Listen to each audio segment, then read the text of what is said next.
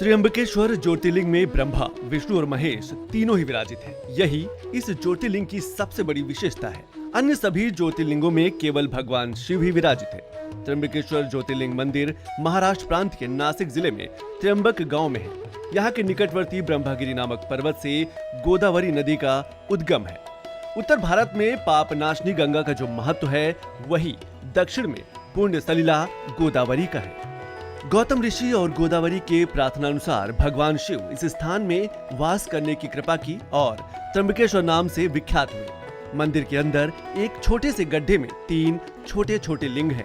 ब्रह्मा, विष्णु और शिव इन तीनों देवों के प्रतीक माने जाते हैं। इन सीढ़ियों पर चढ़ने के बाद राम कुंड और लक्ष्मण कुंड मिलते हैं और शिखर के ऊपर पहुंचने पर गोमुख से निकलती हुई भगवती गोदावरी के दर्शन होते हैं।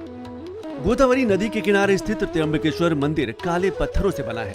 मंदिर का स्थापत्य अद्भुत है। इस मंदिर के पंचक्रोशी में काल सर्प शांति, त्रिपंडी विधि और नारायण नागबली की पूजा संपन्न होती है, जिन्हें भक्त जन अलग अलग मुराद पूरी होने के लिए करवाते हैं। बृहस्पति की सिंह राशि में आने पर यहाँ बड़ा कुंभ मेला लगता है और श्रद्धालु जन गौतमी गंगा में स्नान कर तथा भगवान श्री त्र्यंबकेश्वर का दर्शन कर अपने को कृतकृत्य मानते हैं। भव्य त्र्यंबकेश्वर मंदिर इमारत सिंधु आर्य शैली का अद्भुत नमूना है। इस मंदिर के भीतर एक गर्भगृह है, जिसमें प्रवेश करने के पश्चात शिवलिंग आंख के समान दिखाई देता है, जिसमें जल भरा रहता है। और यदि ध्यान से देखा जाए तो इसके भीतर 1 इंच के 3 लिंग दिखाई देते हैं। इन 3 लिंगों को त्रिदेव यानी कि ब्रह्मा, विष्णु, महेश का अवतार माना जाता है।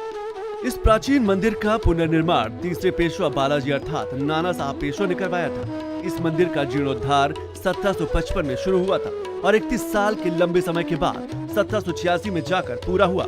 कहा जाता है कि इस भव्य मंदिर के निर्माण में करीब 16 लाख रुपए खर्च किए गए थे, जो उस समय काफी बड़ी रकम मानी जाती थी। तीनों नेत्र वाले शिव शंभू के यहाँ विराजमान होने के कारण इस जगह को त्र्यंबक यानी कि तीनों नेत्र वाले कहा जाने लगा।